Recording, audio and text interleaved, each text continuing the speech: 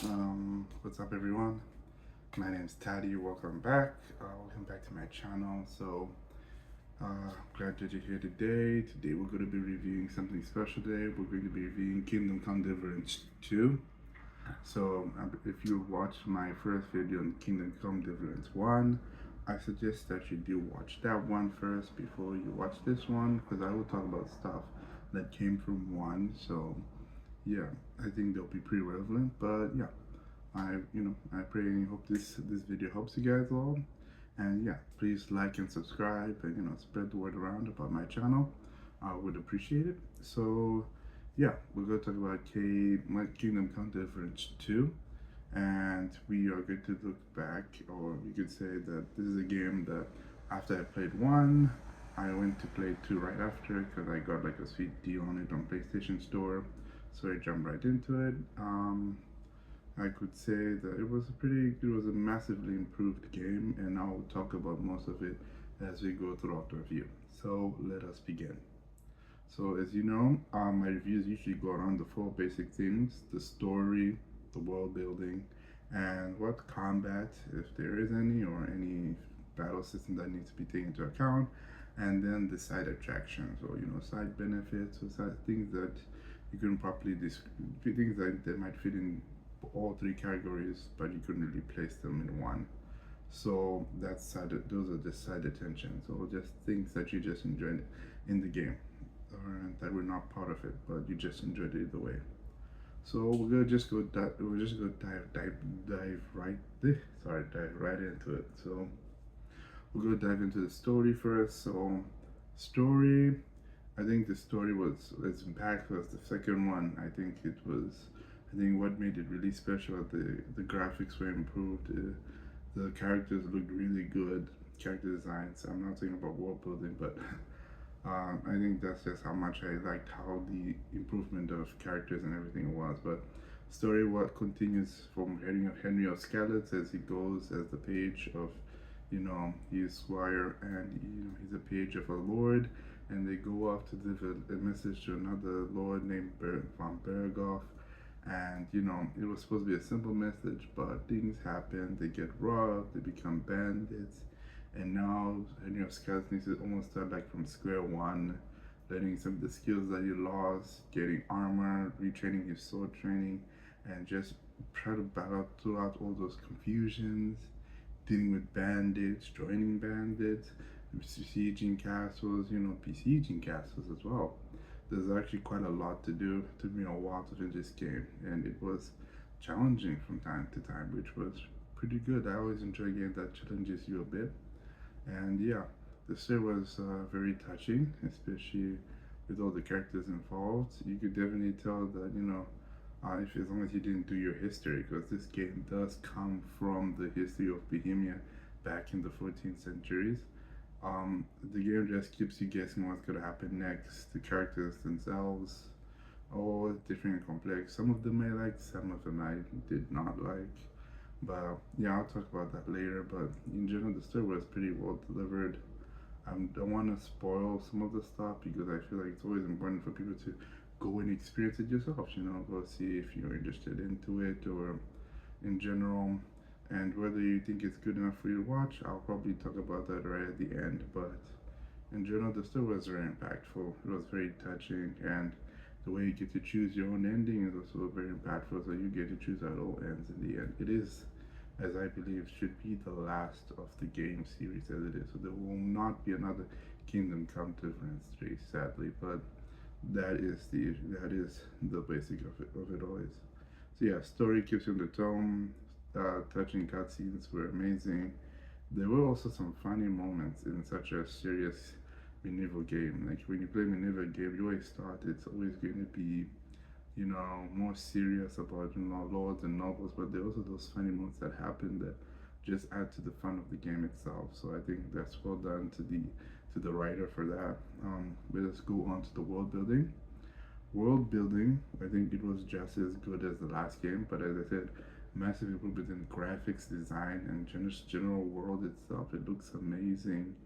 You just traversing that area, going through city to city or town to town, You have like two areas that you first go after, which would be the first long Lord Van Bego's territory, and that area is pretty okay.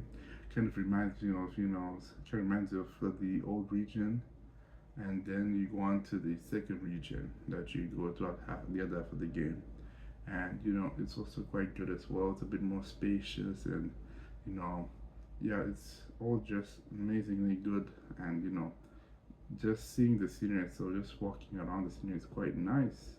You do encounter bandits from time to time, so you do need to know yourself before you go around traversing everywhere else. You just get stopped and robbed and killed, and you have to start away from spawn.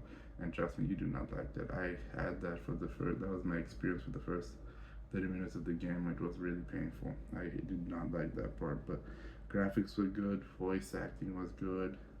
Um, yeah, it was just generally amazing. They took all the stuff they did back in one and just improved better visuals and everything. So I think world building was just amazing.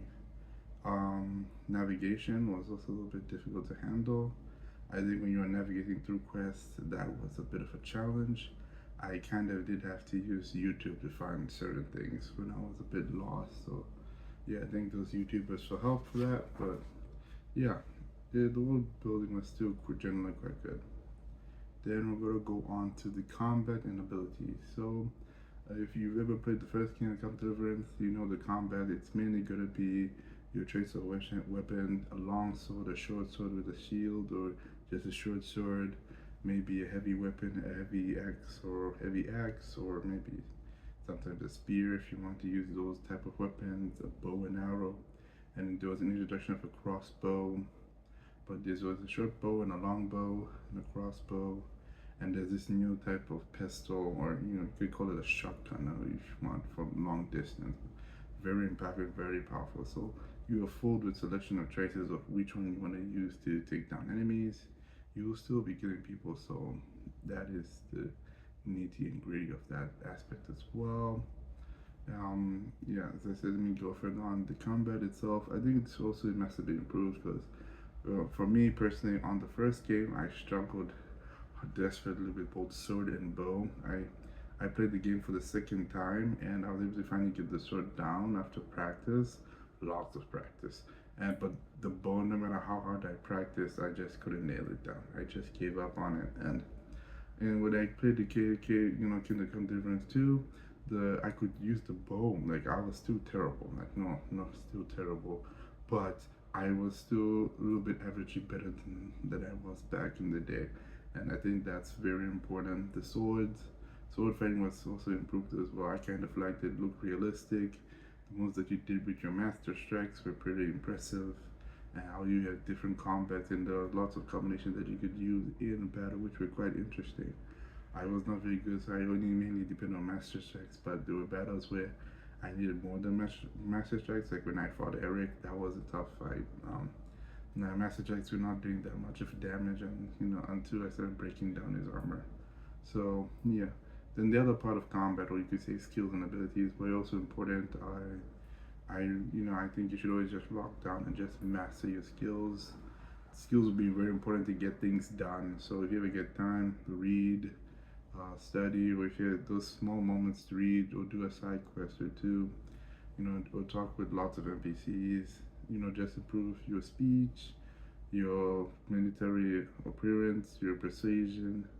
Just improve those things because, like, in certain aspects, you're gonna need those skills in certain areas. Maybe to convince someone, to coerce someone, or to do various things, and they just make it much easier instead of rather staying with the sword. Pickpocketing was also a bit easier as well, and lockpicking as well. I think those were pretty fairly good as well. And this I think just massive improvement. I just believe in myself. So I just went playing it as well. But again, I wasn't much of a thief. I usually preferred hand-to-hand combat and just take the keys after I've taken down the enemy. That was kind of my style. I was never really good with the pocket picking, so I did my best to avoid that. But yeah, in situations like these, yeah. And most important, just build up your skills and make a playstyle that you're comfortable with. I think you're just bound to find one. I think most people just really pick the long sword and have fun with it. On to side detentions. I guess these are just things I noticed that I liked and also might have not disliked. And things that I think people should always be aware of. One, there was also going to be sexual content, just like the first game. I guess there was a little bit more, I think, in this one. I believe so. You did have options with romance characters, and those romance characters lived up to those sexual scenes that happened from time to time. So do that with your witch. I think you can skip those. I'm not sure. I don't think I was able to skip those. I just looked away for. I just looked away, but I think I was able to skip. Yeah, I was able to skip, and I remember I was able to skip. Another point was the legend was a mess. It's the same as it was back on the first game. As I said before, and I will still remain behind my statement that yes, these people call themselves Christians and all that, but by the way they act and by the way they act is very different from the way they believe. So I feel like the religion or their faith lifestyle was a mess. I'll be honest, it was a mess. Again, I wouldn't really call them professing Christians, but that's just my opinion on it. But that's me. Then side missions were quite fun to do. They're quite a blast, and they're things that would be very nice to do while you're not doing the main missions. I enjoy doing them a lot. Some of them are funny to do, some of them are entertaining to do, and some of them are just very impactful. So yeah, you always learned extra stuff, and you generally built a great reputation. You ended up getting some free stuff, which is super helpful. So I always advise if you ever get time, do some good side quests. There's a difference between doing like those side gigs and side quests, so like side jobs. Like there's like a side mission, side activities bar as well. I say focus on the side missions from time to time and just ignore the activities. You can do the activities if you want to just do something extra or improve your skills in a certain area. But in general, yeah, side quests were generally quite fun. They were always different in each and every city. So yeah, I like that. What else? There were funny moments in the game as well. It was quite fun. Even moments that were serious, they were quite fun as well.